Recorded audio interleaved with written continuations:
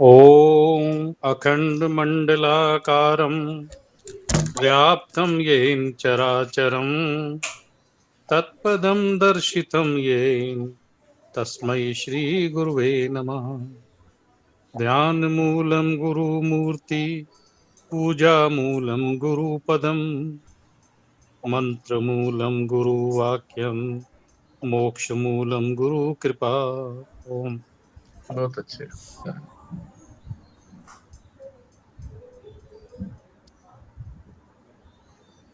कल हम भगवान के द्वारा बताए जा चुके हैं कि जब तक देह में अभिमान है, अभिमान का अर्थ है कि मैं देह हूं, मैं मानना, उसी को अभिमान कहते हैं। घर को मैं मान घर को अपना मान लिया तो अभिमान हो गया ना। तो घर टूटे फूटेगा तो दुख होगा, घर सुंदर होगा तो प्रसन्नता होगी। तो जब तक इस देह से, यानी हमारे इस शरीर से, स्थूल शरीर और सूक्ष्म शरीर दोनों के अंदर जब तक मैं बुद्धि है, तब तक कर्म तो छोड़ नहीं सकते। क्योंकि शरीर और ये सूक्ष्म इंद्रियां जो हैं, कर्मेंद्रियां, यही तो कर्म करती हैं और इनको मैं माना हुआ है। तो यही होगा कि मैं ही कर्म करता हूं, तो कर्म तो छूट नहीं सकता। अगर इनको रोक भी लिया, नहीं किया, पर मन में तो विचार आता रहेगा कि मैंने इनको रोका है, तो रोकने का भी तो कर्म हो गया। तो कर्म नहीं छूट सकता। क्या छूट सकता है? फल छूट सकता है। भगवान ने यही कहा कि सबसे सरल उपाय तो मेरी तरफ बढ़ने का ये है कि कर्मों के फल की तरफ दृष्टि मत रखो, फल को मेरे अर्पित कर दो। फल में आप लोगों की सीमा भी नहीं है, आपकी तो कर्म तक ही सीमा है, वो तो मेरे अधिकार की बात है। फल सौंपने से परमात्मा प्रसन्न होंगे, परमात्मा प्रसन्न होंगे तो अंतःकरण शुद्ध होगा। इसको कहा है सात्विक त्याग या सात्विक त्यागी, जो फलों को परमात्मा को अर्पित करता है उनकी प्रसन्नता के लिए, उसको सात्विक त्यागी कहते हैं। दूसरा एक और भी जिक्र आया था कि सारे ही कर्मों को छोड़ दो, जिसको सर्व कर्म त्याग कहा है। सारे ही कर्मों को छोड़ दो, क्योंकि कर्म जो है वो ये ना इसमें एक करेंगे तो। डाउट है, इसमें एक डाउट है कि हाँ फल को त्याग देना है मतलब कि हमें उसको कोई उम्मीद नहीं है, या फिर जो भगवान दे मतलब भगवान को अर्पण करने का मतलब कि जो तुम दो तो दो, नहीं दो तो नहीं दो, या फिर ये कि हमें मतलब हम कुछ उम्मीद ही नहीं रख रहे बिल्कुल भी। हाँ, कोई उम्मीद नहीं है, क्योंकि हमारे फल का तो प्रश्न ही नहीं है। फल तो भगवान ने दे है, देना है, दे न दे। तो हम आशा रखेंगे तो फिर तो हमारा लगाव रहा ना फल के साथ, कि हमें मिले, थोड़ा मिले या ज्यादा मिले, नहीं, फल की तरफ दृष्टि ही नहीं है। तो दृष्टि नहीं है फल की तरफ, उसको कहा सात्विक त्यागी। और दूसरा यह है कि जो सब प्रकार के कर्मों को त्यागता है, त्याग तो देता है,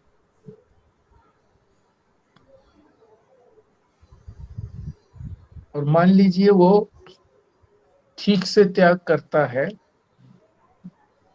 तो कह रहे हैं जब उसको भी सात्विक जो कर्मी है, सात्विक जो त्यागी है, उसका भी अंतःकरण शुद्ध होता है, और जो दूसरा जो है कर्म को त्याग करेगा, तो कर्म को ही त्याग कर दिया तो फल तो अपने आप त्याग हो गया। जब कर्म ही नहीं करेगा तो फल तो अपने आप ही नहीं होगा, तो फल भी त्याग दिया।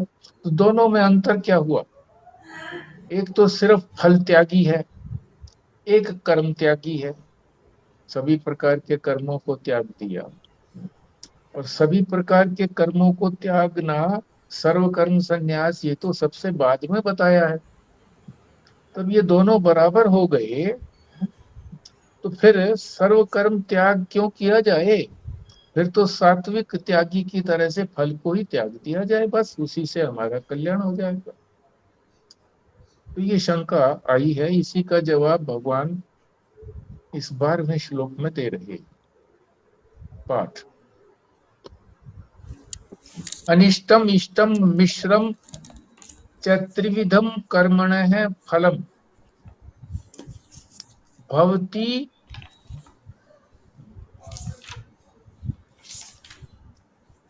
इति भवति अत्यागिनां प्रेत्य न तु सन्यासिनां क्वचित। हाँ जी, खुराना जी।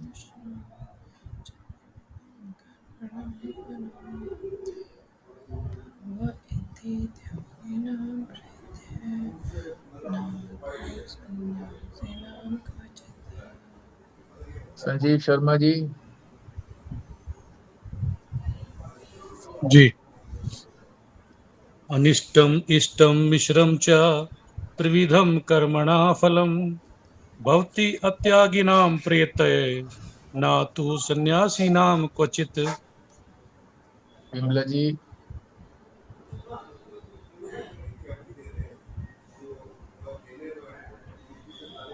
अनिष्टम् इष्टम् मिश्रं च त्रिविधं कर्मणः फलं भवति अत्यागिनां प्रेत्येन तु सन्यासिनां सूचित। स्वस्तिका जी। हाँ जी। ओम। अनिष्टम इष्टम मिश्रम च त्रिविधम कर्मणः फलम भवति त्यागिनां प्रेत्य न तु सन्यासिनां क्वचित्। ओम। हाँ जी, खुराना जी कर पाएंगे क्या पाठ?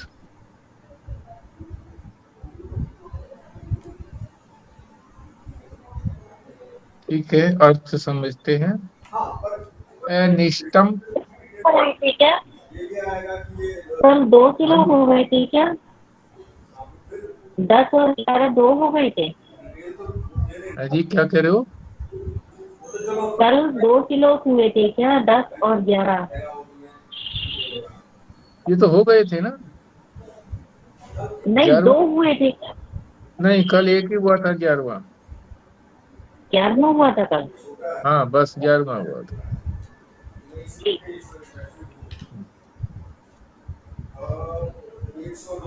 अनिष्टम, इष्टम और मिश्र, 3 प्रकार के कर्म हो गए।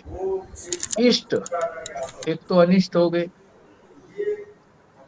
जो नहीं करने चाहिए, जो शास्त्र ने वर्जित किए हैं। और इष्ट जो है वो शास्त्र ने कहे हैं, उसको इष्ट कहेंगे। और मिश्र वो है कि कुछ तो शास्त्र ने जो कहे हैं वो करे, और कुछ जो है वो अपने मन से करे, वर्जित करे। ये 3 प्रकार के त्रिविधम, 3 प्रकार के कर्मण है फलम। इन 3 प्रकार के फल मिलते हैं कर्म करने से। 3 प्रकार के कर्म करेंगे तो 3 प्रकार के फल मिलेंगे। अनिष्ट करेंगे, जो शास्त्र के विरुद्ध करेंगे, जिसको मना किया है शास्त्र ने, तो इसका अर्थ हम फिर बाद में समझेंगे, उसका परिणाम क्या होगा विस्तार से जब समझेंगे। अभी तो केवल अर्थ समझते हैं।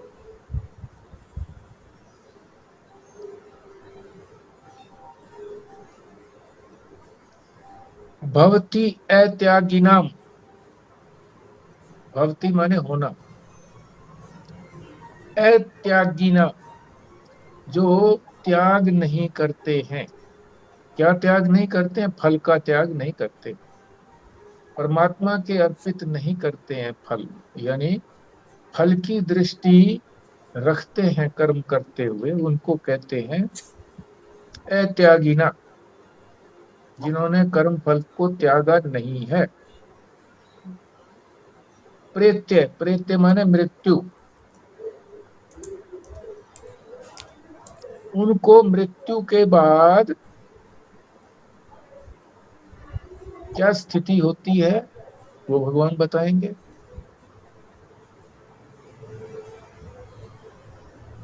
न तू, न का मतलब नहीं, तू माने परंतु, परंतु जिन्होंने कर्म फल के त्याग को त्याग दिया है, सन्यासी नाम जिसको कहा है सन्यासी, क्वचित, वो किसी काल में भी, न तो इस वर्तमान काल में जब है वो संसार के अंदर, और न ही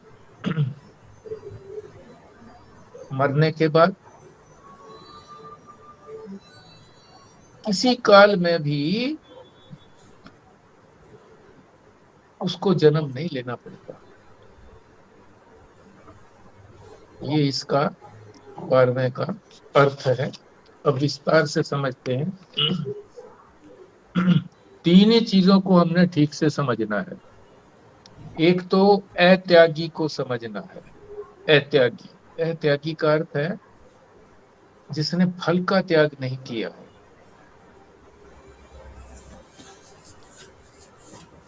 और वो फल फिर कैसे हैं ये भी बात समझनी है। फल तो मिलना है कि जिसने परमात्मा को फल नहीं सौंपा है, तो उसमें तीन प्रकार के कर्म होते हैं।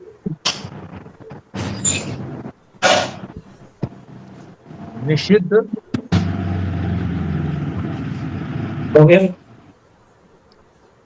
निषिद्ध और जो विधि की है परमात्मा ने शास्त्र में कि ये करने हैं, और मिश्र, कुछ जो है निषिद्ध किए और कुछ जो है जो विधान किया हुआ है वो किए, उनको मिश्र कहते हैं। तो जो फल, तीन प्रकार के फल प्राप्त होंगे, वो किस तरह के फल हैं, क्या उनसे कुछ कार्य सिद्ध होगा, ये बताएंगे। यानी अत्यागी जो फल को त्याग करते हैं, तो वो फल तीन तरह का होगा। और वो जो फल होगा वो कैसे होगा, किस प्रकार का फल होगा, एक बात तो ये समझनी है ठीक से। दूसरा ये है कि जो फल को त्यागते हैं उसको कहा है सात्विक त्यागी, सत्व गुण को प्राप्त होता है सात्विक त्यागी, परमात्मा को अर्पण कर देता है, परमात्मा प्रसन्न होते हैं, चित्त की शुद्धि हो जाती है, वैराग्य हो जाता है चित्त शुद्धि होकर के, फिर वो श्रवण मनन निध्यासन करते हैं। और जब उनको ये निश्चय हो जाता है कि मैं कर्म कर ही नहीं सकता, कर्म तो करने वाले ये अंग हैं, तो वो एक प्रकार से सन्यासी बन गया।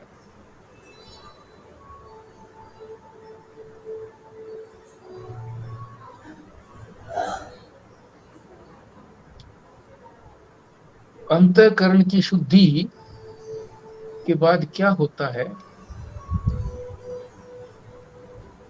जब अंतःकरण की शुद्धि हो जाती है तो निषिद्ध कर्म तो उसने पहले ही त्याग दिए थे, तभी तो उसको अंतःकरण की शुद्धि की ओर बढ़ा था। निषिद्ध तो करता ही नहीं है, शास्त्र ने जो बताए हैं कि ये नहीं करने हैं वो तो करता ही नहीं है,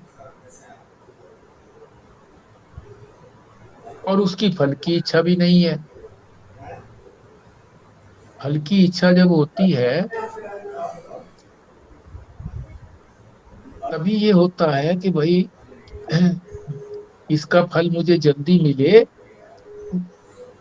तो शास्त्र से अतिरिक्त भी कर्म करता है।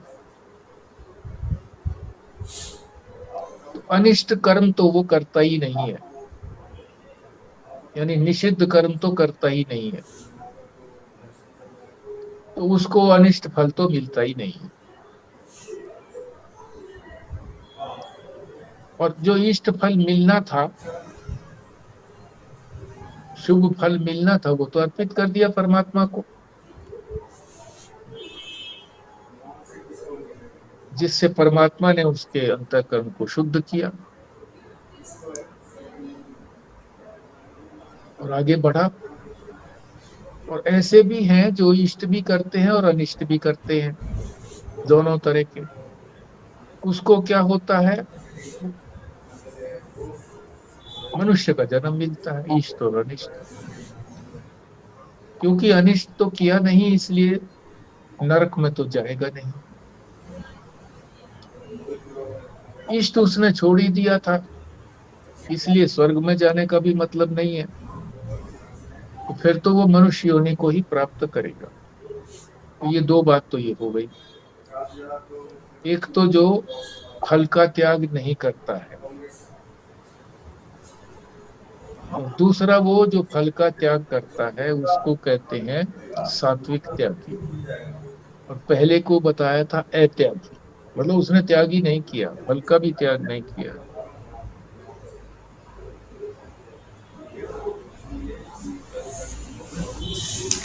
वो कैसे आगे बढ़ते हैं ये बता दिया। तीसरी बात जो बता रहे हैं,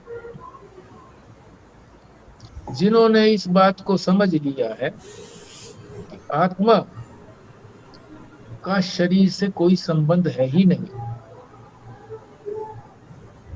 इसलिए उनको जो है आत्मबोध हो गया है कि मैं तो कर्म कर ही नहीं सकता, मैं अकर्ता हूं, और तत्व में निष्ठा प्राप्त कर ली, तो वो फिर संन्यास ले लेते हैं, सन्यासी हो जाते हैं।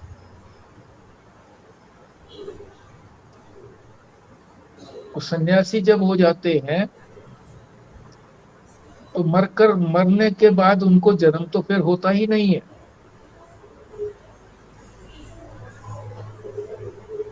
और जो अनिष्ट योनि होती है वो अनिष्ट योनि भी प्राप्त नहीं होती, क्योंकि जन्म ही नहीं लिया।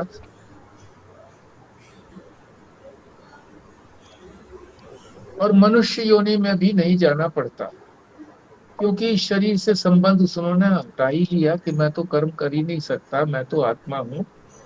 और ये शरीर ही जो कुछ कर्म करता है, इष्ट करता है तो स्वर्ग में जाता है, अनिष्ट करता है तो नरक में जाता है, और दोनों मिश्रित करता है तो फिर वो मनुष्य योनि प्राप्त करता है। तो इन तीनों में से कुछ भी प्राप्त नहीं करता, संसार में आना ही नहीं पड़ता है, क्योंकि इस संसार का जो बीज है वो अविद्या, वो अविद्या खत्म हो गई इसकी। ये तीन बातें हमने समझ ली, मोटे रूप से बताया है। अब इसको विस्तार से हम समझते हैं।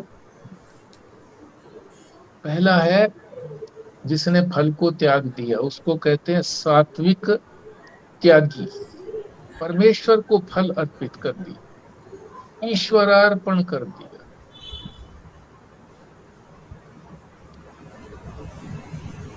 जब ईश्वरार्पण कर दिया तो कामना तो रही नहीं उसकी, कामना पूर्ति के लिए तो कर्म करेगा नहीं।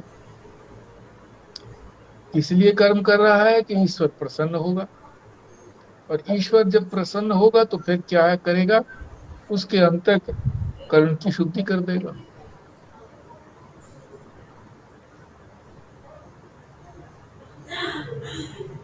तो जब अंतःकरण की शुद्धि कैसे हो गई उसकी, क्योंकि उसने निषिद्ध कर्म तो किए ही नहीं।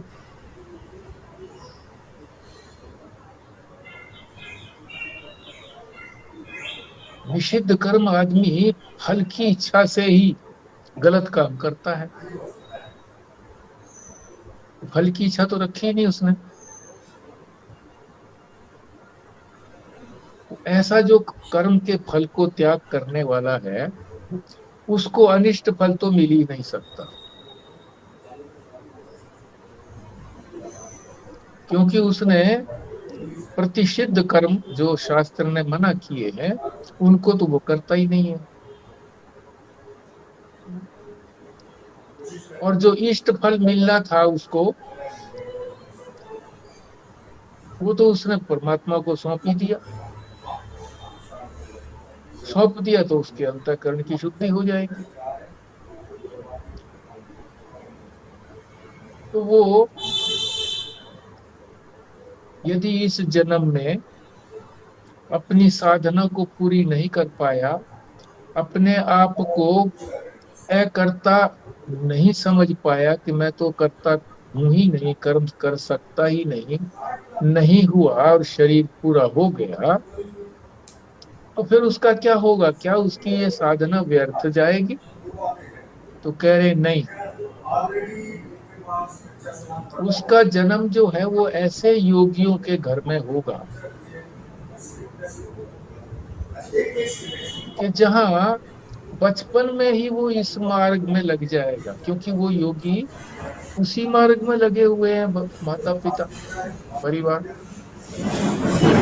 तो बचपन में ही वो परमात्मा की प्राप्ति कर लेगा।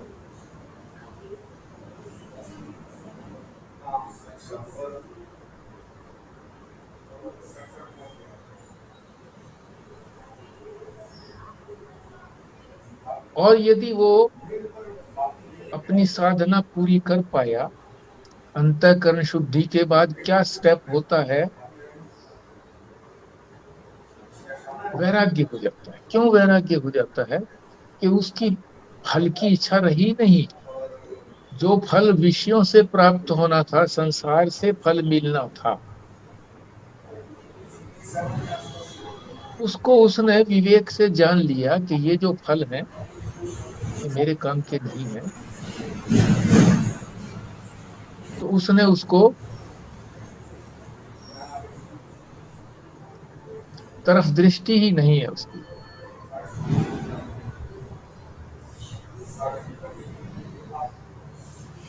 तो दृष्टि ही उसकी उधर नहीं है, तो वैराग्य अपने आप हो गया। वैराग्य होने के बाद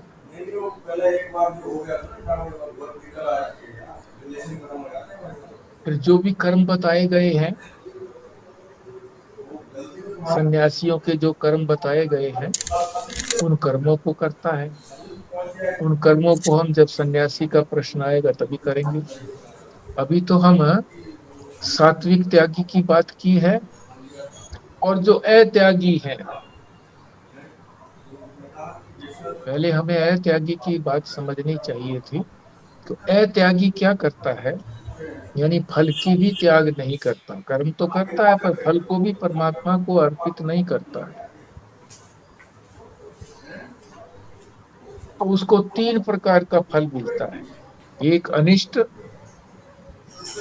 अनिष्ट कहते हैं जो इच्छा नहीं है किसी की भी, नरक की प्राप्ति, जो चाहत की विषय नहीं है, नरक में कोई जाना नहीं चाहता, इसलिए अनिष्ट।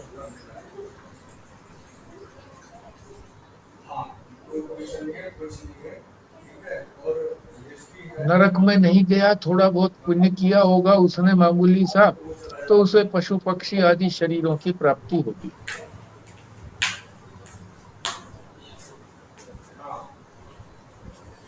नरक भी कोई चाहता नहीं है, और पशु पक्षी की योनि भी किसी को चाहत नहीं है, इष्ट नहीं है, अनिष्ट ही है सबको।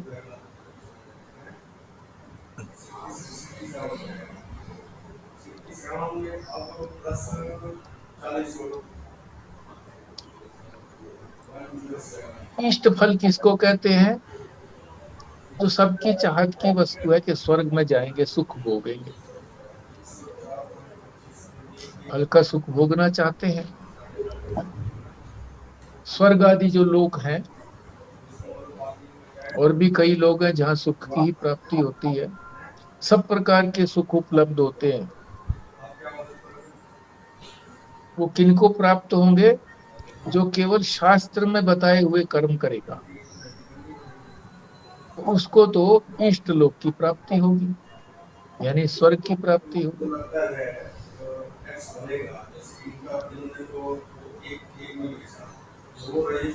और अनिष्ट का बता ही दिया कि जो शास्त्र के विरुद्ध कर्म करता है, जिसको शास्त्र ने कहा है कि नहीं करना है, उसको करता है तो उसको तो नरक की प्राप्ति होगी,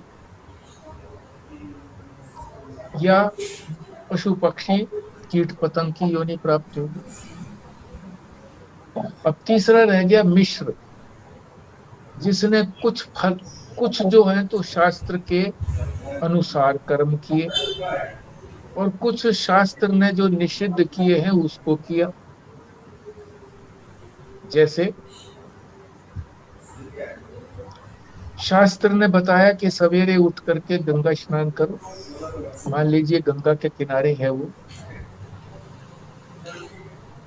इलाहाबाद में है, बनारस में है, गंगा में स्नान भी किया, भगवान विश्वनाथ के दर्शन भी किए काशी में। ये काम तो उसने शास्त्र के अनुसार किया, शास्त्र ने विधि किया हुआ, विहित है शास्त्र के अंदर कोई ऐसा करना चाहिए। और फिर सारा दिन दुकान में बैठता है वो, तो नकली माल को असली कह करके बेचता है, अशुभ कर्म भी किए उसने, तो दोनों का फल भोगेगा। जो शुभ कर्म किए हैं उसका भी फल उसको मिलेगा, जो अशुभ कर्म किए उसका भी फल मिलेगा। शुभ कर्म का फल सुख मिलेगा, और अशुभ कर्म जो है उसका फल दुख मिलेगा। ऐसा नहीं है कि वो आपस में कट जाएंगे, भाई इतने शुभ कर्म किए हैं और इतने अशुभ कर्म किए हैं, आपस में उनको घटाओ, तो जो बचे वो भोगे, ऐसा नहीं है। दोनों को भोगेगा, शुभ कर्म के फल को भी भोगेगा, सुख को, और जो अशुभ कर्म किए हैं, शास्त्र के विरुद्ध कर्म किए हैं, उनका जो फल है दुख, वो भी भोगेगा, अलग अलग भोगेगा। ऐसे को मनुष्य योनि मिलती है, क्योंकि मनुष्य को सुख भी मिलता है, दुख भी मिलता है। पशु पक्षी आदि को तो दुख ही दुख मिलता है, सुख नहीं मिलता। नरक वालों को भी दुख ही दुख मिलता है, सुख नहीं मिलता। और स्वर्ग में जो जाते हैं उनको तो सुख ही सुख मिलता है। मनुष्य योनि ही ऐसी है जिसको सुख भी मिलता है, दुख भी मिलता है, उसमें दोनों प्रकार के कर्म किए होते हैं, तो दोनों प्रकार के कर्मों को वो अलग अलग भोगता है। ये किसकी कथा बताई है? जो फलों का त्याग नहीं करता।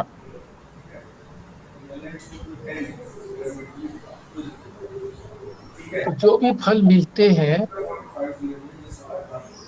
ये फल कैसे हैं, इनका क्या चरित्र है? जो फल मिलेंगे इनका क्या चरित्र है? तो इसके लिए कहा है फल्गु। फल्गु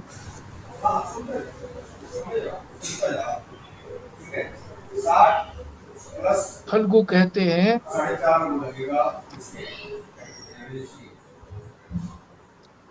कि वो फल जो है वो व्यर्थ है, व्यर्थ है फल्गु। कैसे समझें इसको? जैसे एक नदी फल्गु नदी भी है,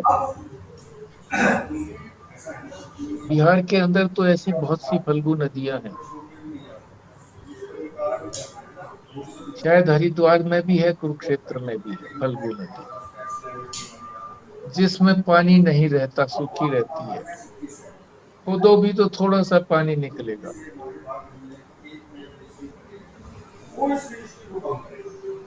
उस नदी को फल्गु कहते हैं। तो संसार के जितने भी काम्य कर्म है, कामना वाले कर्म है, जिससे संसार के पदार्थों की प्राप्ति होती है, विषयों की प्राप्ति होती है, वो सारे फल फलगु हैं। कामना से किए हुए फल, कामना किसकी होगी? संसार के पदार्थों की कामना होगी। तो कामना से किए जाने वाले काम्य पदार्थ, उसका फल जो है फलगु होगा, व्यर्थ होगा, बेकार होगा। जैसे नदी सूखी दिखती तो है कि है तो नदी, पर फलगु है, पानी नहीं है तो फायदा क्या, नहीं नदी क्या हुई फिर वो। इसी प्रकार इष्ट पदार्थ जो हमने चाहे संसार से, तो प्राप्ति तो होती है, पर फिर वो समाप्त हो जाता है। प्राप्ति हुई और समाप्त हो गया।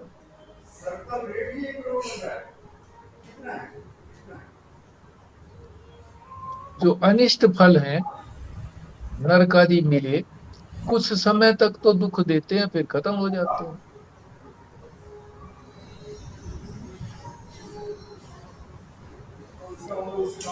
और इसी तरह से स्वर्ग का है कि कुछ समय तक तो वो फल देते हैं,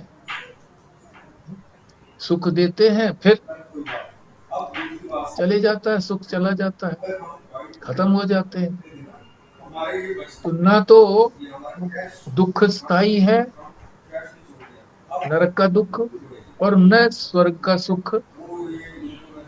नरक में तो दुखी दुख मिलेगा, वो भी स्थायी नहीं है। स्वर्ग में सुखी सुख मिलेगा, वो भी स्थायी नहीं है। यानी उन लोगों को अस्थिर फल मिलता है। और हम लोगों को, मनुष्यों की बात हो रही है ये, कि जो मनुष्य है और ना तो वो नरक में गए ना वो स्वर्ग में गए। वहां जाते तो कुछ देर के लिए उनको नरक में दुख होता, फिर छूट जाते। स्वर्ग में जाते तो सुख होता, फिर छूट जाते। अब यहाँ जो है, यहाँ जो फल मिलता है, तो मिश्रित कहा था,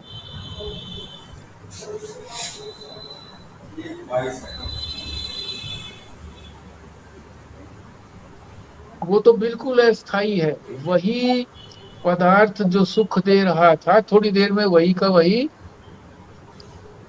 दुख देने लगता है। अति अस्थिर है फल, बिल्कुल भी स्थिर, बिल्कुल तुरंत ही बदल जाते हैं। सुख देते देते ही दुख देने लगते हैं। रसगुल्ला खाने लगे, सुख दे रहा है, खाते खाते ही 5-7 रसगुल्ले 10 खाए, दुख देने लगा, अब तो नहीं खाएंगे, उल्टी आने को हो रही है। वो तो ये है कि जो हमने इनको देना है 60 लाख देना है, उसमें से ऐसे हैं ये फल इंद्रजालिक, इंद्र के जाल की तरह से। जैसे जादूगर, जादूगर को इंद्रजालिक भी बोलते हैं। जादूगर जो है वो खेल दिखाते दिखाते उसका खेल ही खत्म हो जाता है सारा। दिखाते दिखाते जो उसने हैट में से खरगोश निकाले थे, वो देख तो लिए वो खरगोश, मगर अब वो खरगोश कहाँ है ही नहीं। किसी भी दर्शक गण के पास नहीं पहुंचे वो, उदक पुदक करके, और न उसकी झोड़ी में आए इंद्रजालिक के जादूगर की। मिठाइयां जो उसने दिखाई थी वो कहीं भी नहीं है। आप गरम गरम मिठाइयां दिखाई थी, अब भट्टी भी नहीं है कहीं पर, गैस भी नहीं है, तो कैसे दिखा दी थी।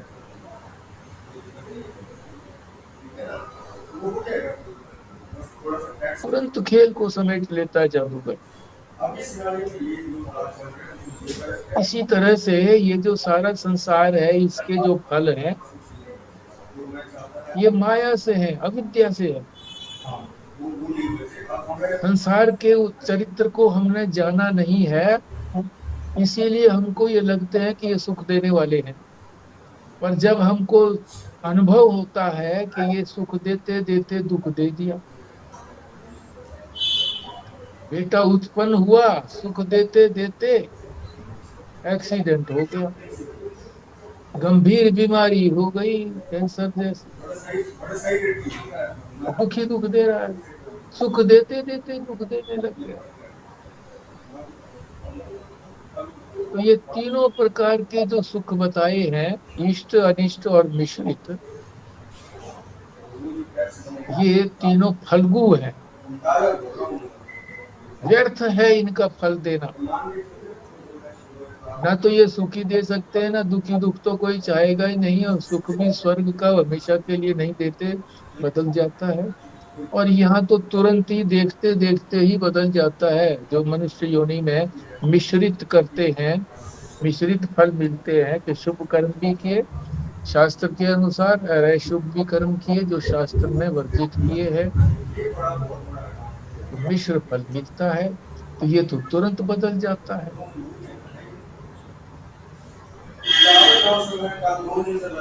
दो बातें तो बता दी कि एक तो जो फल को त्याग करने वाले हैं वो किस प्रकार से उसका अंतःकरण शुद्ध होता है, और अंतःकरण शुद्ध होकर के फिर वो आगे किस प्रकार से बढ़ते हैं। और यदि उनकी साधना पूरी नहीं हुई तो फिर क्या होता है कि वो योगियों के घर में पैदा होते हैं, वहां बचपन से ही फिर उनको परमात्मा की प्राप्ति होती है। और दूसरा ये बताया कि जो अत्यागी हैं, जिन्होंने फल का भी त्याग नहीं किया है, जो सबसे सरल उपाय भगवान ने बताया है उसका भी त्याग नहीं किया है, तो वो तीनों प्रकार के फल का त्याग नहीं किया, इसका मतलब उनको शास्त्र पर श्रद्धा नहीं है। तो इसलिए शास्त्र ने जो बताए कर्म उनको भी नहीं करता है, तो अनिष्ट फल। और शास्त्र ने जो करने के लिए बताए हैं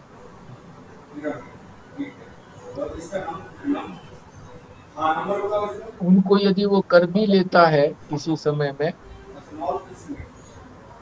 बाई चांस वो जो इसके मन की इच्छा होती है वही जो है वो शास्त्र ने भी बताया होता है तो कर लेता है, तो इष्ट फल मिलता है। और फिर ऐसे भी हैं कि जो दोनों तरह के शुभ भी करते हैं अशुभ भी करते हैं, तो वो मनुष्य होते हैं, मिश्र फल मिलते हैं उनको, मिला जुला फल मिलता है। तो ये फल कैसे हैं? सारे फल्गु हैं, दिखते हैं फल पर ये रहते नहीं है, व्यर्थ हैं, इनको प्राप्त करना व्यर्थ है, क्योंकि ये स्वर्ग का सुख मिलेगा समाप्त हो जाएगा, नरक का दुख मिलेगा समाप्त हो जाएगा, और जो मिश्र फल है वो तो देखते देखते ही समाप्त हो जाता है। फल मिल रहा है, देखते देखते समाप्त। दो की बात तो हो गई। तीसरी बात है ये सन्यासी। सन्यासी कौन हो सकता है जिसने अपने शरीर को मैं मानना बंद कर दिया कि शरीर मैं नहीं हूं, शरीर का अभिमान उसको नहीं है। शरीर का अभिमान नहीं है तो जितने भी संबंध हमारे हैं शरीर के साथ ही तो संबंध हैं, पुत्र का, पुत्री का, पिता का, बेटे का, पति का, पत्नी का, या और भी जितने संबंधी हैं शरीर के साथ ही तो संबंध है। शरीर जब नहीं रहेगा तो कोई संबंधी भी नहीं रहेगा। तो उसने जिसने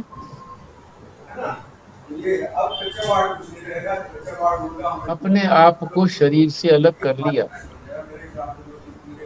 तो वो अपने आप को करता नहीं जानता कि मैं करता हूँ। करता तो करने वाला तो ये शरीर है, चाहे सूक्ष्म शरीर करे चाहे स्थूल शरीर करे। तो उसको ये बोध हो गया कि मैं करने वाला नहीं हूँ, कर्तृत्व बोध, आत्मबोध कि आत्मा नहीं करती है, ये बोध उसको हो गया। मैं करता हूँ, ऐसे जो सन्यासी हैं, मरकर उनको कोई सी भी योनि प्राप्त नहीं होती है, न तो अनिष्ट योनि। अनिष्ट योनि कौन से हो गए? पशु पक्षी कीट पतंग आदि। और न इष्ट योनि, देवता आदि जो गए हुए हैं, स्वर्ग का सुख भोग रहे हैं। और मनुष्य योनि भी प्राप्त नहीं होती है। क्यों? कि उनकी जो इस संसार में आने का जो बीज है, अविद्या है, अज्ञान है। अज्ञान से ही तो इस संसार को वो देख रहे हैं, इसमें जन्म हुआ है। तो वो बीज ही नष्ट हो जाता है, अविद्या नष्ट हो जाती। इसलिए वो तो सर्व कर्म सन्यासी हो गए। सभी प्रकार के कर्मों को उन्होंने छोड़ दिया। तो कर्म करके क्या करना है? हमें ना इष्ट चाहिए, ना अनिष्ट चाहिए, ना मिश्र चाहिए। हमें तो संसार के पदार्थों से वैराग्य हो गया है। वैराग्य होकर के हमने 16 नंबर और नॉर्थ अपने स्वरूप को जान लिया है। फिर एक बात और भी बताई है कि कुछ लोग ऐसे भी होते हैं जिनको अभी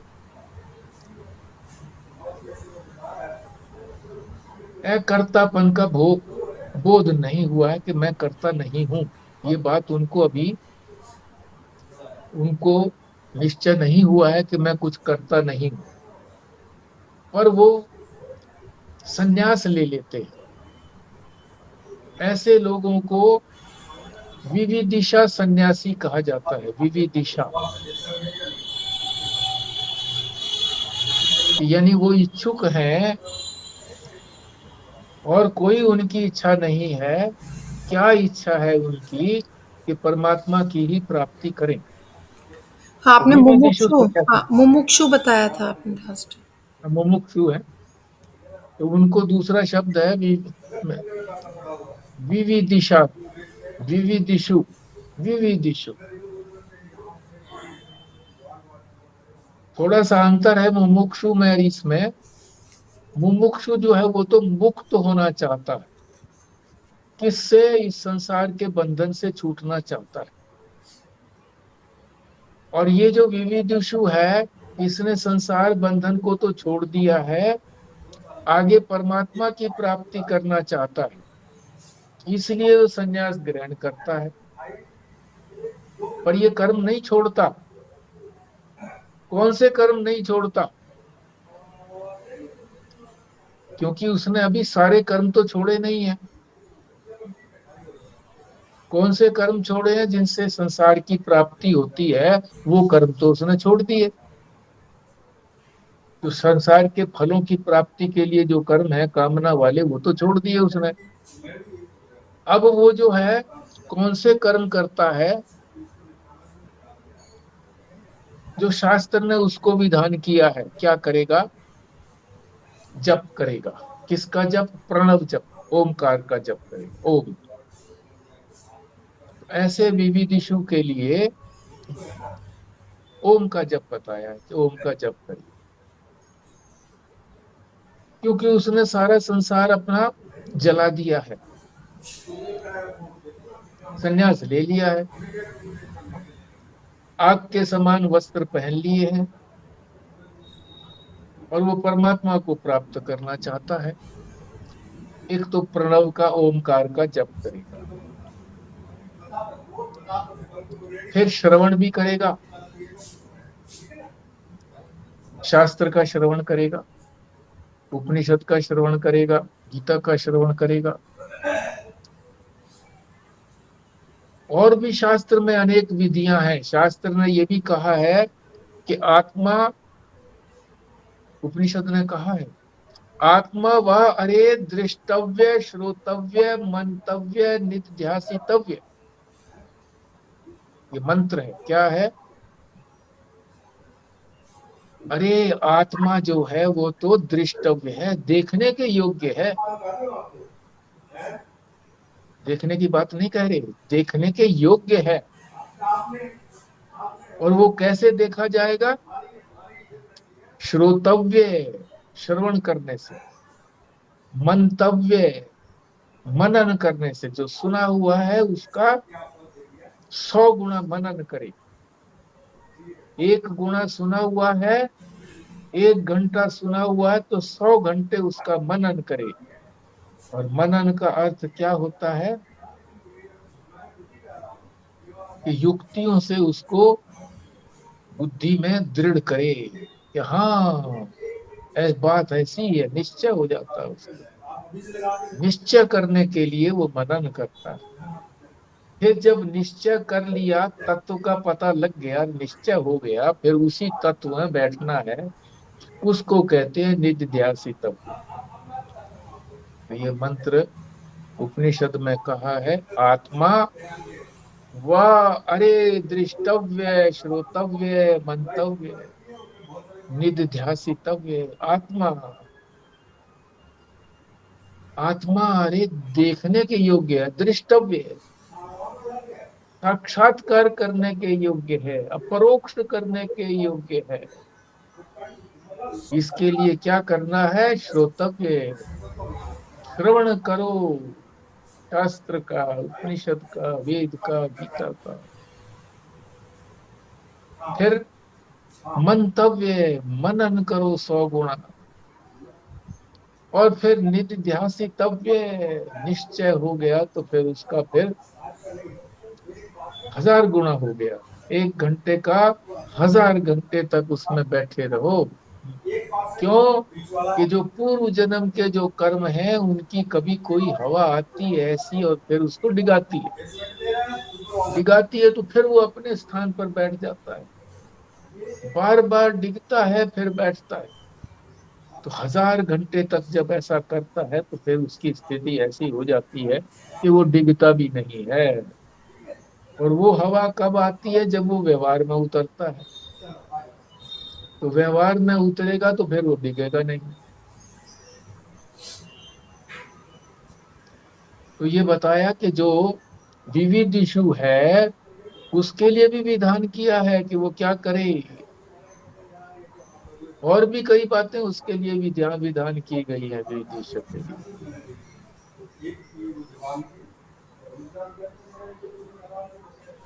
उसने सर्व कर्म त्याग नहीं किया, क्योंकि ये भी तो कर्म है। सुनना भी कर्म है, सूक्ष्म कर्म है, सामान्य कर्म नहीं है, स्थूल कर्म नहीं है, उत्तम कर्म है। मनन करना भी कर्म है, निध्यासन भी कर्म है। जब ये सारे छूट जाते हैं तब ये कहते हैं कि सर्व कर्म त्याग हो गया। क्योंकि अब उसके लिए कोई विधि नहीं है। शास्त्र कोई ये नहीं कहता कि ये कर, ये कर, ये कर। विविधिषु था तब तो बताया उसको कि ये करो, ये करो, ये करो। अब उसके लिए कोई विधि नहीं है। निषेध से भी, विधि निषेध से परे है। वो करे ना करे उसकी इच्छा है, जब जो करे। तो ये इस 12वें श्लोक का सार भी हो गया, विस्तार भी हो गया। ये 3 ही बातें बताई। एक तो जो है, जो फल का त्याग नहीं करता है उसको अत्यागी बताया। उसको 3 प्रकार के फल मिलते हैं।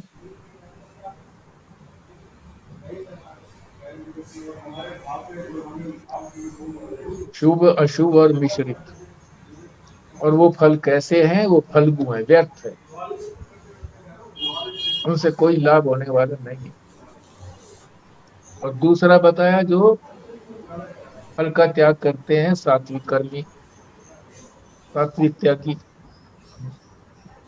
उससे उनके अंतःकरण की शुद्धि होती है। उसके बाद साधना में लगते हैं। साधना पूरी नहीं होती है, शरीर पूरा हो जाता है तो वो श्रीमानों के घर में,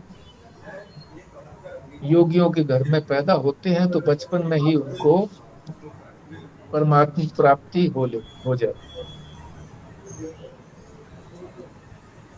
और यदि उनकी साधना पूरी हो जाती है इसी जन्म में, तो वो फिर शरीर समाप्त होने के बाद किसी भी योनि में नहीं जाते, ना तो अनिष्ट में जाते, ना पशु पक्षी में जाते, न देवी देवता में जाते जो इष्ट योनि है, और न मिश्रित मनुष्य जन्म होता है। मोक्ष की प्राप्ति हो जाती है। फिर उसमें एक इसी से संबंधित विषय भी बता भी दिया महाराज जी ने, ये उनकी कृपा रहती है कि विविधिषु भी तो संन्यास लेता है, तो वो सन्यासी कैसा है, तो वो तो कर्म तो करता है, मगर शास्त्र ने जो उसके बाद विधान किया है कि अब तेरी संसार की लालसा नहीं रही तो अब ये कर्म करो, तो वो कर्म करता है। यानी उसने सर्व कर्म संन्यास नहीं किया है। हाँ, जब उसको स्वरूप की उपलब्धि हो जाएगी, अपरोक्ष हो जाएगा, तो वो भी सर्व कर्म संन्यासी हो जाएगा। जी, आप शेयर कीजिए।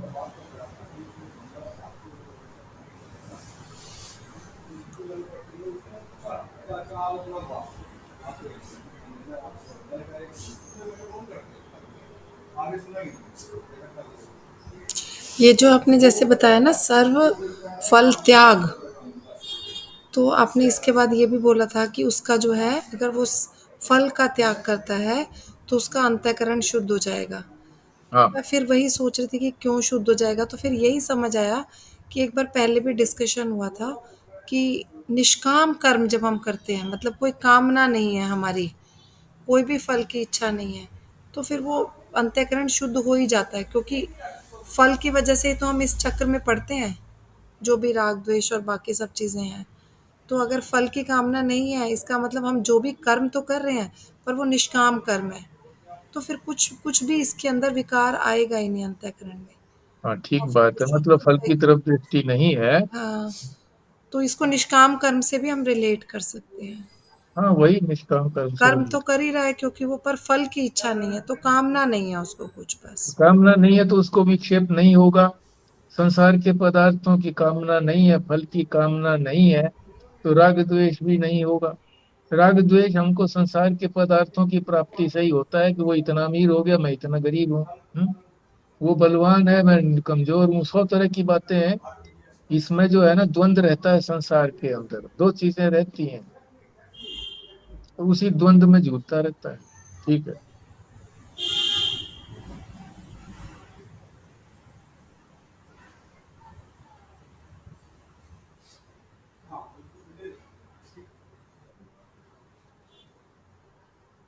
देखो, श्रवण का मतलब ये नहीं है कि ये जो कुछ आपने सुना है या मैंने बोला है, 5 मिनट्स में। बोलने और सुनने का भी कोई लाभ नहीं है जब तक उसको अपनाया ना जाए। तो कम से कम जो भगवान ने सरलतम उपाय बताया है कि फल का त्याग करो, तो दृष्टि ये ना रखें, कोई भी कर्म करें पर करें तो शास्त्र के अनुसार, मगर उसका फल जो है वो ये सोच लें कि ये इसका फल मुझे नहीं चाहिए। परमात्मा जो है वो मेरे सिर पर बैठा है, मुझे जिस चीज की आवश्यकता होगी देगा, नहीं देगा तो वो भी मेरे ही कल्याण की बात है। तो इसको तो कम से कम अपनाना चाहिए। नहीं अपनाएंगे तो श्रवण मात्र से कुछ नहीं होता। कितनी ही बड़ी बातें सुन लो, कोई लाभ होने वाला नहीं है। कि शाब्दिक ज्ञान है, शाब्दिक ज्ञान कोई कल्याण करने वाला नहीं है, बल्कि अहंकार पैदा कर देगा कि मैं तो ये जानता हूँ, मेरा तो कल्याण होना ही होना है, तो सब कुछ जानता हूँ मैं। जी। संस्कार तो बनेंगे ना सुनने से। संस्कार के साथ ये अहंकार भी तो बनेगा।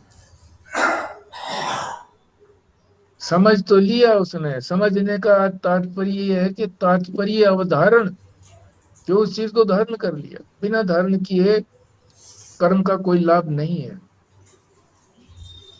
अभी तक धर्म की श्रेणी में है।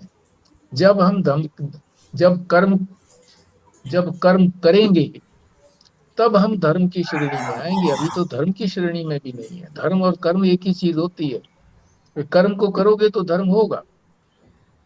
अब वो कौन सा कर्म करेंगे, वो शास्त्रीय कर्म करेंगे तो धर्म होगा, नहीं तो धर्म नहीं होगा। तो धर्म की श्रेणी में भी अभी नहीं पहुंचे हैं हम।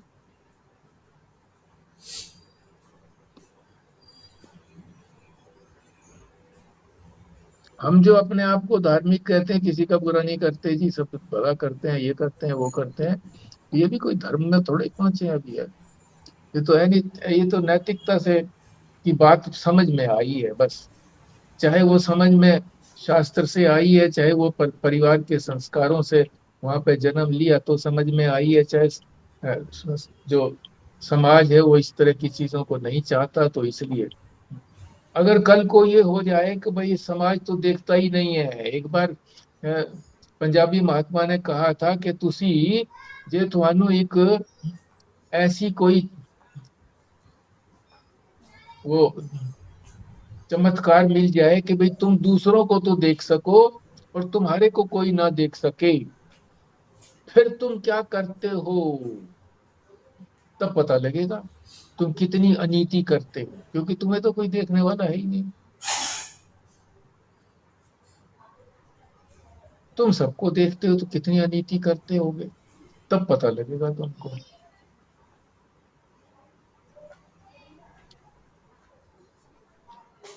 तो अभी संसार के डर से, परिवार के डर से, जो थोड़े बहुत संस्कार हैं वो नहीं करते हैं, डर के मारे, सजा के मारे, ये होगा वो होगा है। हाँ जी।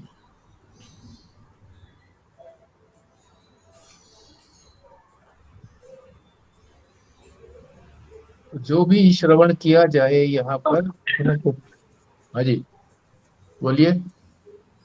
तो हम कर्म करते हैं बिना कामना के, जैसे फल हमें नहीं चाहिए। हम्म और दूसरा, एक बार ये बताया था कि फल को समष्टि में अर्पण करना है। इन हम्म। दोनों में क्या अंतर है? एक ही बात है। अंतर है क्या? नहीं, एक ही बात है। समष्टि का मतलब है सारा संसार, हाँ, संपूर्ण सारे समष्टि। प्राणियों को समर्पित है, तो वो उनका मालिक तो परमात्मा ही है ना। तो सबके लिए अगर हम कर्म करते हैं अपना, जहां में हमारा स्वार्थ नहीं है, उसको स्वार्थ को छोड़ करके दूसरों के लिए अगर हम कुछ करते हैं और बिना उसकी फल की इच्छा के करते हैं कि ये हमारा, हमने इसका किया तो ये भी हमारा कुछ करे, तो वो भी एक ही बात है, वो भी परमात्मा को ही जाता है फल। कि हमने नहीं चाहा जिसको हमने कर, जिसके लिए हमने कल्याण का काम किया और हमने उससे कुछ नहीं चाहा, तो ये परमात्मा के पास ही तो जाता है, परमात्मा ही तो है समष्टि के अंदर। उसी समष्टि में हम घेरा बना लेते हैं अपना एक, कि ये तो मैं, और ये जो मेरे संबंधी, और ये जो मेरा मकान, ये जो मेरा बैंक बैलेंस, ये मेरा है, बाकी दूसरों का है। घेरा ना बनाए तो वो समष्टि है, वो परमात्मा ही है। तो अपने को व्यष्टि से समष्टि में पहुंचाना है, ये साधना है।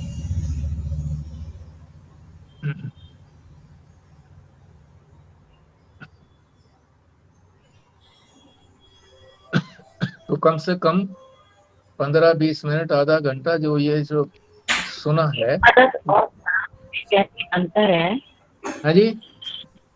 मदद और दान में जैसे अंतर है कि हमने किसी की मदद की और एक हमने दान किया पात्र देकर, हाँ, तो मतलब इन दोनों में से कौन सा कल्याण है?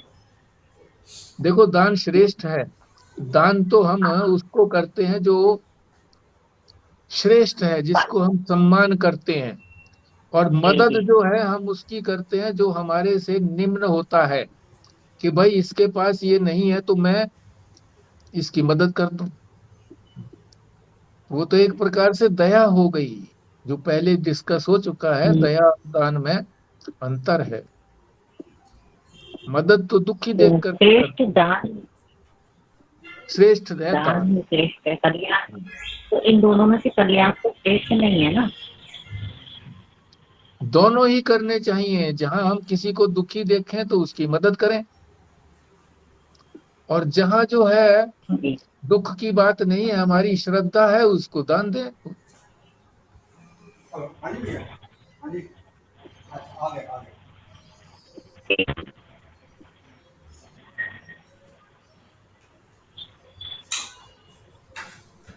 तो कुछ समय जो है ना, जो श्रवण किया है, उस श्रवण को कुछ समय लगा करके चिंतन करें कि ये क्या कहा गया, कैसे अपनाया जाए इसको। बार बार चिंतन करेंगे तो अपनाने की विधि जो पता लगी है, उसको विधि को भी फिर अपनाने को मन होगा कि कोई भी हम शास्त्र के अनुसार जो कर्म करें उसका फल छोड़ दें परमात्मा को।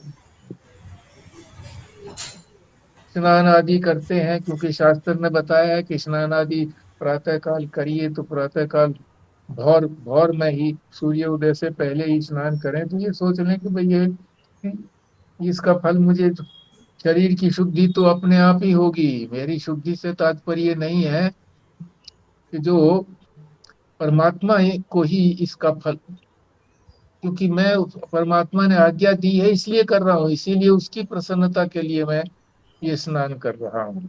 अपनी प्रसन्नता तो होती नहीं है स्नान करने में।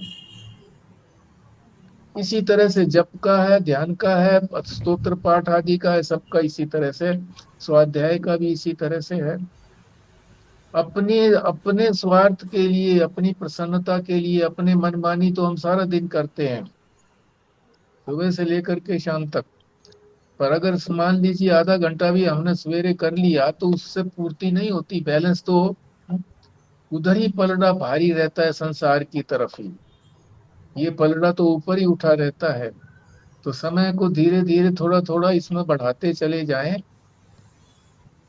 बढ़ाएंगे तभी जब हमें विवेक हो जाएगा कि भाई हाँ, इधर बढ़ाना हमारे कल्याण की बात है, और उधर जो है हमने उधर से तो हटाना ही हटाना है। हमने देख लिया कि हमें कोई सुख की प्राप्ति तो हुई नहीं, ऐसा सुख तो मिला नहीं कि भी फिर हमें दुख भी ना हो। यहाँ तो सुख और दुख दोनों की प्राप्ति। ठीक है जी,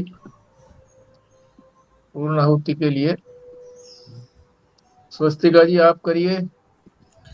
जी। ओम ओम पूर्णमदः पूर्णमिदं पूर्णात् पूर्णमुदच्यते पूर्णस्य पूर्णमादाय पूर्णमेवावशिष्यते। ओम शांतिः शांतिः शांतिः।